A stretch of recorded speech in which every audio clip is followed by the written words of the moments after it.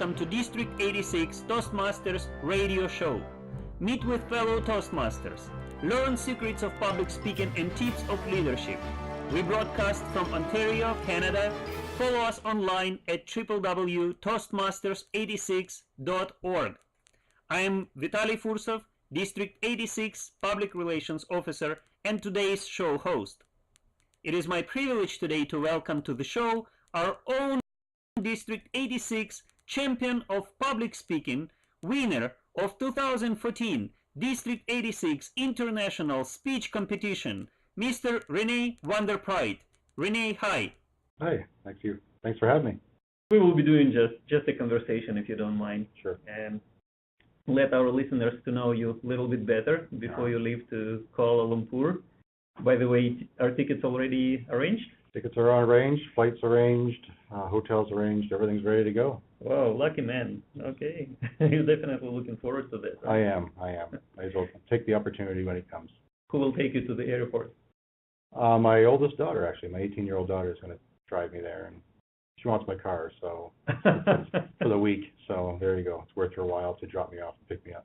All right. Alrighty. Great. Did you actually plan to take your family with you to? Originally, when I won the district, I thought I would. Then we looked into it, and so it came down to one, just the costs. We started looking at the costs. We also looked at how much time I could devote, because I want to spend, the conference is 4 days, and I want to take advantage of the conference. So I don't necessarily want to leave my daughters sitting in a hotel room or walking around Malaysia. So I gave them a choice of doing that or taking them on another vacation, and we are doing the other vacation. You're winner of this contest, the only contest which goes to the international level so far, the International Speech Contest. So how did that happen? Did you plan to win? Not at all, actually. I belong to a fairly young club, which is D&H Toastmasters. We're under 2 years old. When the speech contest came up, quite frankly, I was unaware of the speech contest. So our president came to me, and the eligibility for the contest is that you have to have 6 speeches done. So I was the only person in my club that had 6 speeches under my belt. So she asked me to take part in the contest representing our club, because by default I won our club. So I didn't really understand at all what I was getting into. I went to the area level and I did my speech and won, and thought that was interesting. Then when I won the division, then I thought, okay, something's going on here, and I don't understand it. And then the district was an interesting event, because the district was walking in, seeing all those people, and it really was a grand affair.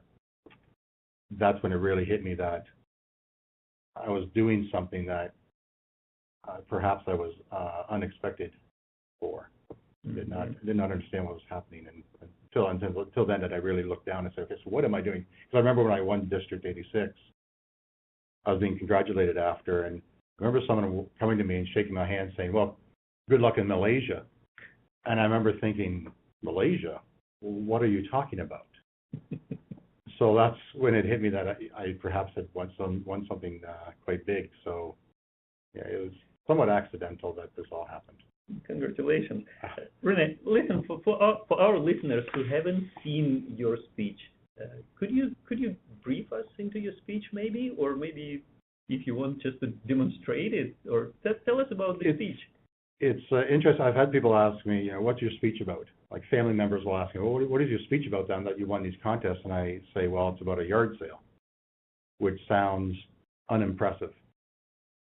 But it's really a story about a yard sale that we had many years ago, where we decided to just forget about charging money for all these items and letting people just take things for free, which was fun enough as it was. That in itself made it a very fun event. But it was something that happened at that event where a young family came onto the property, and they were fairly, you can tell they weren't, the times were rough for them. And it's a bit of a story of this family basically getting these things and for free and taking advantage of the opportunity, and the impact that it had on myself and my kids that by doing something totally unexpected, we just did it strictly because we just wanted to get rid of our stuff.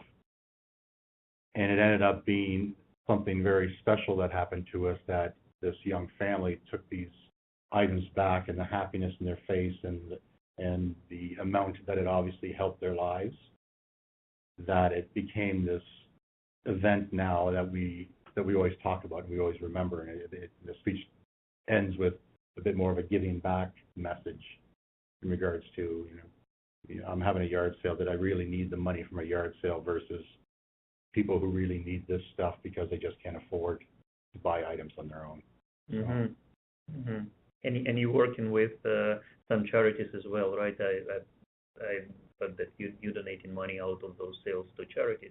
Sure. Yeah, we set up a table. When we did this for yard sale, we set up a table at the end of the driveway.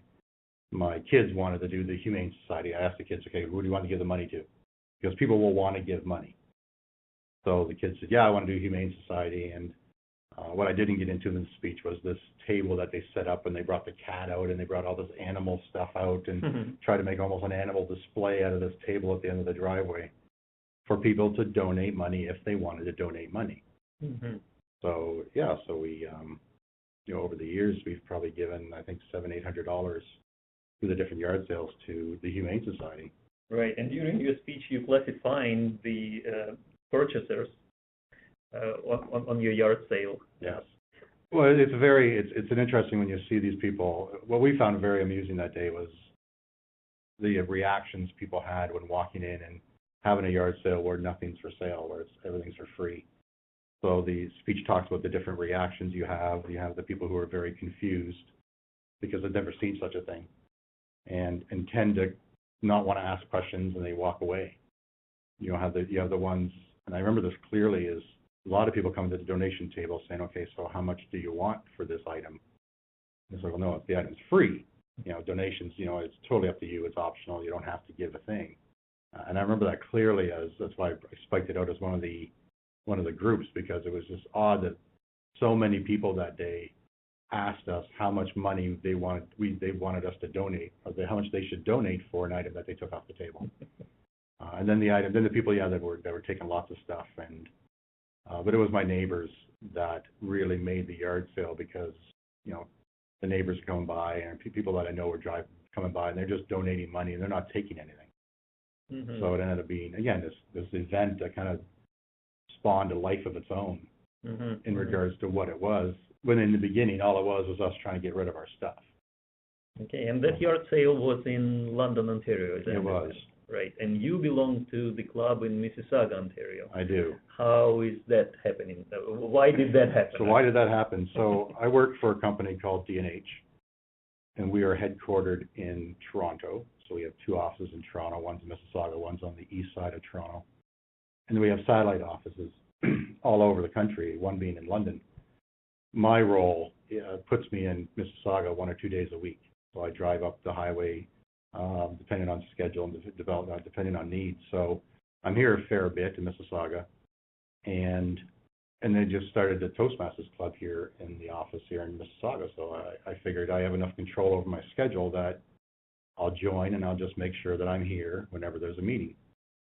So yeah, it works out pretty good for me. I understand that London probably would be more convenient, but this is a company club, and it happens during work hours. So we do it over lunch.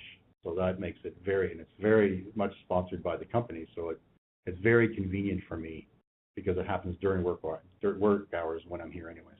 Right. And when did you join Toastmasters? So our club, I joined the club when we started the club, which was in October 2012. Okay. So not even 2 years ago. All right. And how far did you progress so far at the competent communicator manual and competent leadership manual? So when the contest started, I had 7 speeches under my belt. I'm now up to 9. The contest has been somewhat distracting for me in regards to focusing on my CC.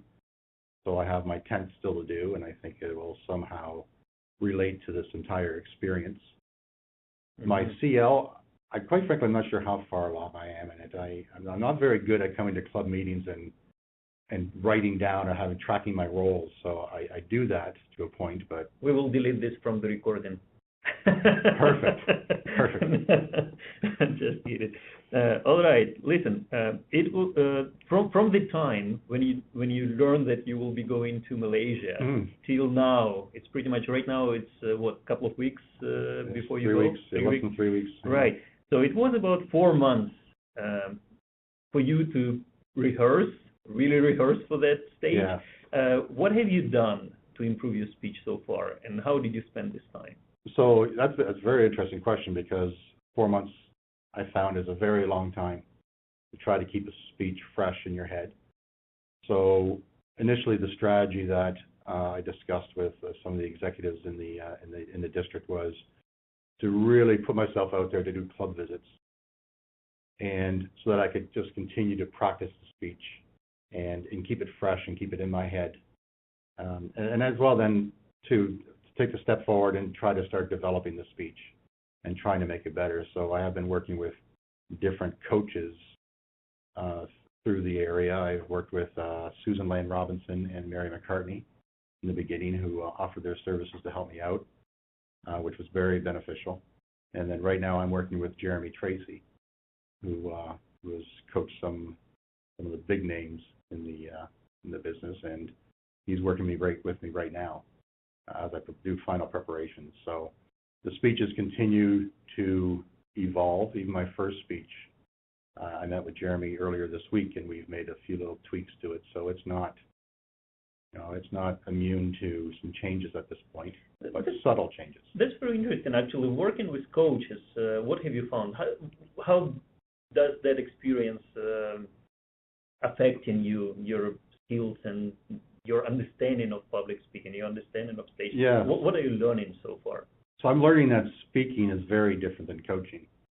I've had people ask me, maybe would I be interested in coaching ever in my life? And right now I'd have to say, that's a very different skill. To take something that I thought after the district was a very good speech. After I'd won the district, I did some thinking about the speech, and I did some talking to people about the speech as to why they liked it. And you think it's a really good speech, and then you sit down with these people, and they give you some ideas, and you think, oh my gosh, why didn't I think of that? That's a great idea. I get a lot of that at the clubs, but at the level of the coaches, Susan, Mary, and Jeremy, I get things that are just, that's an absolutely great idea. I had one with Jeremy just this week again for the first speech that I thought pretty much was done. This first speech was rock solid. And he gave me an idea, and I just was like, that is a fantastic idea. Mm-hmm. Why didn't I think of that? I've been sitting on the speech for 4 months. Why didn't I think of that? Mm-hmm. So I'm finding that is a very different skill, and it's an art in itself to look at a speech and offer advice to it and enhance it. Absolutely. We're so lucky in our district having such coaches.